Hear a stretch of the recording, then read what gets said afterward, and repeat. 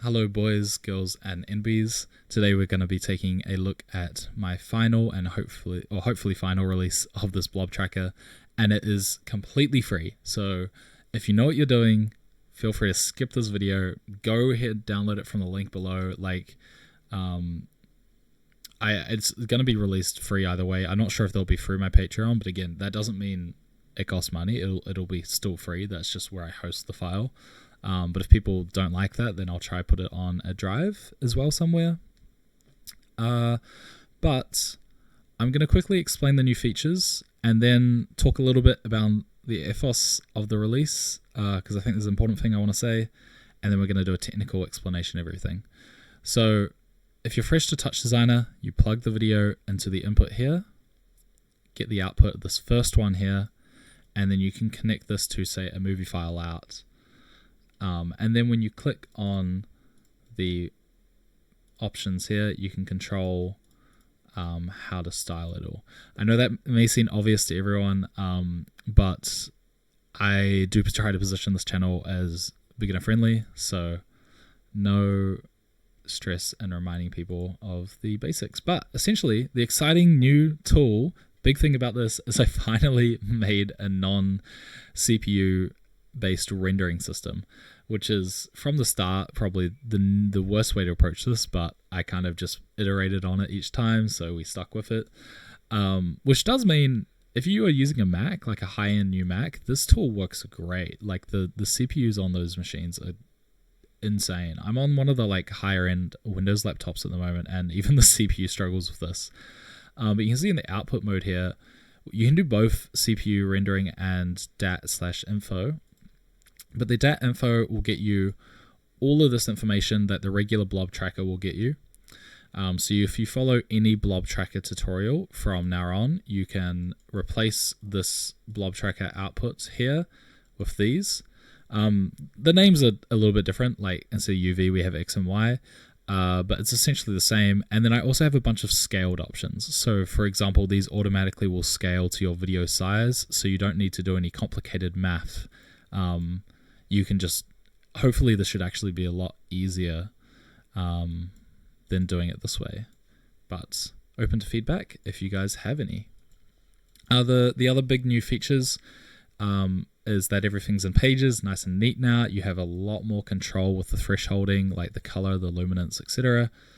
Every bit of styling has color and dotted and all the options you can imagine. We have text, finally. You can drag and drop a table from an external source in here. Otherwise, you can just separate these out with commas and it will automatically feed it through. I'll explain this all later. And then we also have MIDI out. So if you want to connect this to Ableton, you can just do that in real time. And the blob's going to trigger different sounds. And then you can do all the little fine tuning to make that sound nice here. Cool. Okay. Hopefully, for those who are familiar with the tool, that's enough. You can jump in and dive. If not, just very quickly want to say that when I first released this tool, I sort of introduced.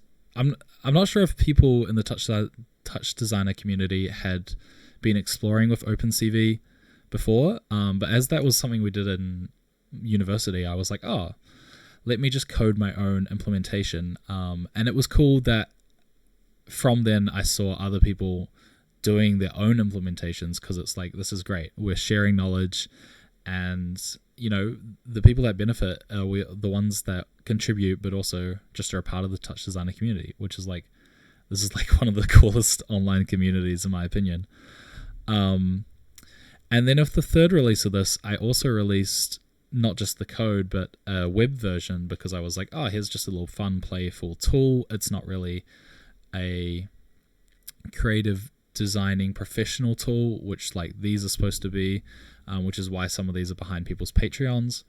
But another creator unfortunately took the idea of that web one and derived their code from that, and sort of like did this vibe coded version that they not only put behind a paywall, but put behind a yearly $100 subscription. And for not just a Touchdesigner creative tool, but like a web-based sort of tool, I found it a little bit upsetting to see that approach. And I feel like I have a responsibility to make this tool, any tool, right? Any tool that I have the capability to create as accessible as possible, and to sort of see another piece of work going against that really incentivized me to do what I should have done from the start, which is to make this tool completely free and open source, in the sense that the code sits and lives in here. There is, for any of you more advanced versions, a less optimized version here, but this is hopefully more reliable. As well as here's all the other the script, and then the blob isolation technique, and then everything else pretty much lives inside. And a little bit messy, apologies. But yeah, that sort of is why I've decided to release this tool for free. Sorry for though not keeping the tutorial super relevant. Sorry, the whole way through, but let's go ahead and actually go over how to use this. And if you're skipping ahead, now's a good time to lock in on the controls. So, what's new? Firstly, I have this really low res video from Coachella. Let me swap this out. It's no better. Tell you what, let's show these two at the same time. So the first new big feature, like I said, is the DAT/info output. So when I press space, I have my FPS set to 60, but if I set to this 300, you can see I'm getting still 80, 70 FPS. It's not the most optimized, and I think this is just being output at 1080p. Blob tracker. So you can essentially go ahead and search up any Touchdesigner blob tracker tutorial. Some of the newer ones, might use pops and not actually use the blob tracker top. But for any of them that do use the top, you can replace that with this, and then use the output instead here. So I've used this from one of my previous blob trackers, and instead of doing the UV here, I did the height and XY, and then the height and width scaled. And then I essentially just instance it. Now again, this is not a tutorial to do this. I'm trying to encourage you to go look up these tutorials, but a lot of you might already be familiar with this, and let me know if there is interest in a specific tutorial. Maybe I just do a whole new 2026 updated blob tracker tutorial. But yeah, you instance the blobs here, and then you can see the output of the blobs right here. And if I go ahead and turn on some movement, let's move this noise. Is it moving? Is this moving? Oh, it's moving so slowly. Sorry. Let me make the noise much bigger. But there you go. You can see now the blobs are reacting to that.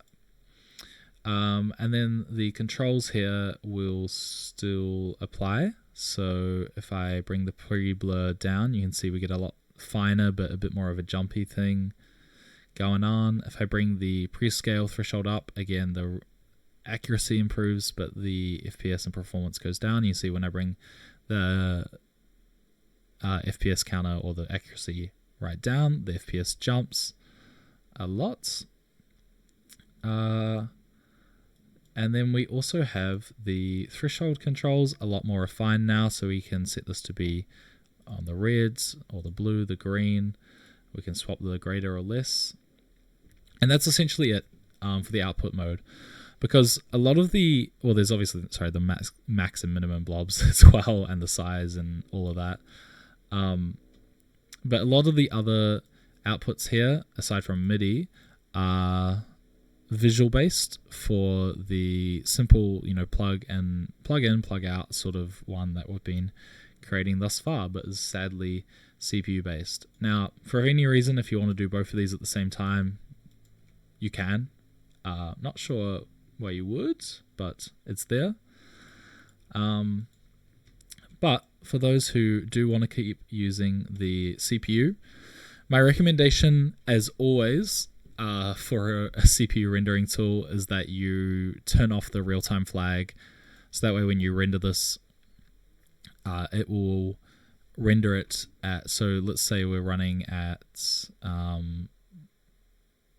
14 FPS and you set this to output at, well, something reasonable, like 30. It's going to take twice as long to render in real time, and the output will be super smooth. I won't go super into depth why I did the CPU to begin with and why it's a bad choice, but because we built everything off of it, I say me, I kind of just stuck it through. And then maybe if you guys want to see this kind of style done with pops or sops, that's something I can do a future tutorial on.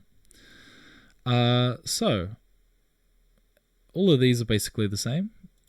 We have blob styling. This is a little bit more just refined, and it's in its own little group here. So you can turn the brackets on and off. You can set the colors. You can do whatever you would like. We have the IDs, we have the coordinates, etc. And then blob thickness, of course. Also worth noting, these tools can go beyond the limits that are set. So this is like between 1 and 10. If you're like, fuck it, you want to do size 100, you can. These are just kind of the recommendations. Trails.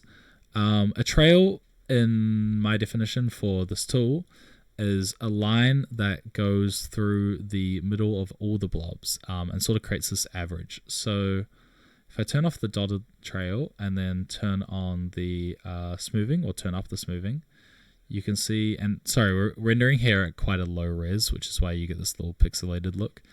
But if I bring the max line up, you can see that it creates this sort of like average through the middle, which you might want to dot to get a little bit more of a nicer look. Change the color, play around with the dotted sizing, etc. Yeah, we have the same for connections. Connections, instead of trails, sort of shows the relative connections of all the blobs. Let's turn the dotted off and then make it red so it's very obvious. So you can see this. This is basically how they all relate to each other. Again, all the new tools is just like adding more control. So here we can just keep them super, to just the related blobs. But as I bring this up, it's sort of bringing in the further away connections. Get pretty hectic with it. Dotted, color, spacing, all of that. Finally have some text as well. So you can drag and drop a table into here. Alternatively, you can just type it out with commas between, and it will automatically cycle it through. And then you can change the position as well. Metrics, introduced that last time. It's just kind of like a nice little data look. Choose where to put that, or probably should show you bottom right. Choose the color. Again, just added in a bunch of little styling tools that probably should have been there. And then you can scale this to be however you would like. But yeah, region of interest. So this is a little box. So if I click show, it shows, hey, can you just show me the blobs within this little area? It's a very, very simple select tool. To create a more advanced select tool, like something that uses AI or like a click to select, in a program like Touchdesigner, it would essentially be something brand new that would have to build from the ground up. And I thought, for the sake of keeping this tool compact and simple, it was kind of a bit too over the top. So instead, I have this very simple region of interest, and you can hide that and then toggle it on and off. Velocity shows the velocity of the blobs. So if I, well, they're not moving around at the moment, but you can see as they go to jump. And again, you can control the scale and then the color of that. Just another little styling tool. And then finally, MIDI. I'm not sure how this is going to sound. I mostly just gave all the control to you guys so you can fine tune it, but definitely open to refining this if needed. Oh, apologies. But you can set your bass, your range, and then in the velocity source, CC source, and the note source. You pretty much pick whatever you want it to be, like the exposition, or you might want to make this the size, and then that outputs to a table here, and then you can plug this into a VST, and Touchdesigner you can output this via OSC to Ableton. You can really do as you want. But yeah, I am not sure how this video is going to be received. Bit of a weird one, but regardless, I really wanted to make this tool polished to a high enough extent, and also to release this tool for free. And hopefully I can look forward to just creating new and better works. But yeah, again, let me know what you guys think. Anytime you use this tool, please tag me, just because I love to see, I don't know, it's really nice to see you guys like out there and creating stuff. So yeah, share it with me. I'm really keen to see it. But otherwise, that's pretty much it for today's video. Thank you so much, and I'll see you guys in the next one. Peace.